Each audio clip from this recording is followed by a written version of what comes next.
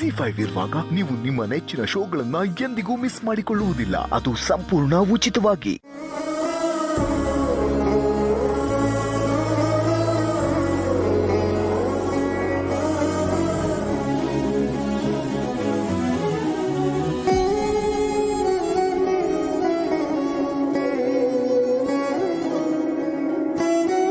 ಚೆನ್ನಾಗಿದೆಯಮ್ಮ? ನನ್ನ ಮಗಳು ತನ್ನ ಕೈಯಾರೆ ಏನೇ ತಿನ್ಸಿದ್ರು ಅದು ಅಮೃತದಷ್ಟು ರುಚಿಯಾಗಿರುತ್ತೆ.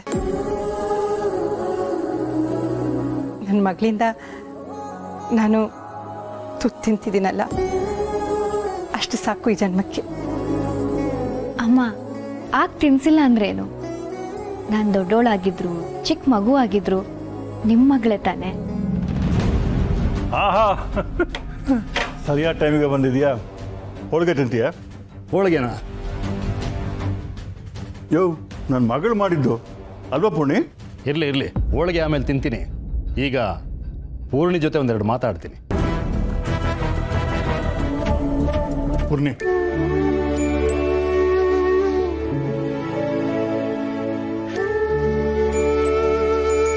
ಚೆನ್ನಾಗಿದೆ. ಈಗ ಏನು ಕೇಳಬೇಕೋ ಕೇಳಪ್ಪ. ನೀನು ಇಷ್ಟು ವರ್ಷ ಎಲ್ಲಿದ್ದೀಯಮ್ಮ? ಅನಾಥಾಶ್ರಮದಲ್ಲಿದ್ದೆ. ಆಮೇಲೆ ಅವಿ ಅವ್ರನ್ನ ಮದುವೆ ಆಗಿ ಮಾಧವ್ ಅವ್ರ ಮನೆ ಸೊಸೆ ಆಗಿದ್ದೀನಿ. ಏನು, ಮಾಧವ್ ಅವ್ರ ಮನೆನಾ? ಅಂದರೆ ಇವಳು ನಿಮ್ಮ ಬೀಗರ ಮನೆ ಇರೋದಾ?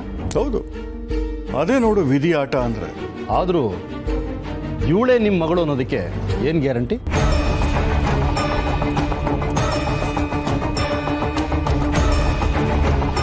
ಇವಳು ಚಿಕ್ಕ ಮಗುವಾಗಿದ್ದಾಗ ನಾನೇ ಕರ್ಕೊಂಡು ಹೋಗಿ ಆಶ್ರಮದಲ್ಲಿ ಬಿಟ್ಟು ಬಂದೆ. ಈಗ ಅದೇ ಆಶ್ರಮಕ್ಕೆ ಹೋಗಿ ಕೇಳಿದಾಗ ಪೂರ್ಣಿನೇ ನನ್ನ ಮಗಳು ಅಂತ ಹೇಳಿದ್ರು. ಆಮೇಲೆ ಎಲ್ಲರ ಹತ್ರ ನಾನು ಮಾತಾಡಿ ಕನ್ಫರ್ಮ್ ಆದಮೇಲೆ ಈಗ ಹೇಳ್ತಾ ಇದ್ದೀನಿ, ಇವಳೇ ನನ್ನ ಮಗಳು. ನಮ್ಮಿಬ್ಬರಿಗೂ ಇವಳೇ ಮೊದಲನೇ ಮಗಳು. ನಾವು ಹೆತ್ತ ಮಗಳು ನಮಗೆ ಸಿಕ್ಕಿದ್ದು ಆಯಿತು, ಅವಳು ನಮ್ಮನ್ನು ಒಪ್ಕೊಂಡಿದ್ದು ಆಯಿತು. ಇದ್ರ ಮೇಲಿನ ಪ್ರಶ್ನೆಗಳಿದ್ರೆ you can ask her. Okay, ಈ ಕ್ಷಣಕ್ಕೆ ನನಗೆ ಇದನ್ನು ಒಪ್ಕೊಳ್ಳೋದಕ್ಕಾಗ್ತಾ ಇಲ್ಲ. ಇಲ್ಲಿ ನಾನು ಒಪ್ಕೊಳ್ಳೋದು ಮುಖ್ಯನೂ ಅಲ್ಲ. ಈ ವಿಷಯನ ಸಾಹೇಬ್ರ ಸ್ನೇಹಿತರಿಗೆ ತಿಳಿಸ್ತೀನಿ. ವನಜಾ ಅವ್ರ ತಂದೆ ತೀರ್ಕೊಳ್ಳೋದಕ್ಕೂ ಮೊದಲು ಅವ್ರ ಜೀವದ ಗೆಳೆಯನಿಗೆ ಈ ಜವಾಬ್ದಾರಿ ವಹಿಸಿದ್ರು.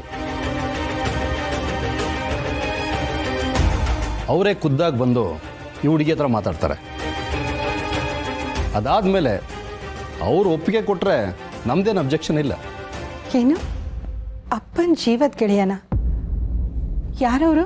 ಬರ್ತಾರಲ್ಲ, ನಿಮಗೆ ಗೊತ್ತಾಗತ್ತೆ. ಬರಲಿ, ಯಾರು ಬೇಕಾದ್ರೂ ಬರಲಿ, ಅವ್ರಿಗೆಲ್ರ ಮುಂದೆನೂ ಇವಳೇ ನನ್ನ ಮಗಳು ಅಂತ ಪ್ರೂವ್ ಮಾಡ್ತೀನಿ. ZEE5 ಆಪ್ ಡೌನ್ಲೋಡ್ ಮಾಡಿ ಎಲ್ಲಾ ಸಂಚಿಕೆಗಳನ್ನು ಸಂಪೂರ್ಣ ಉಚಿತವಾಗಿ ನೋಡಿ.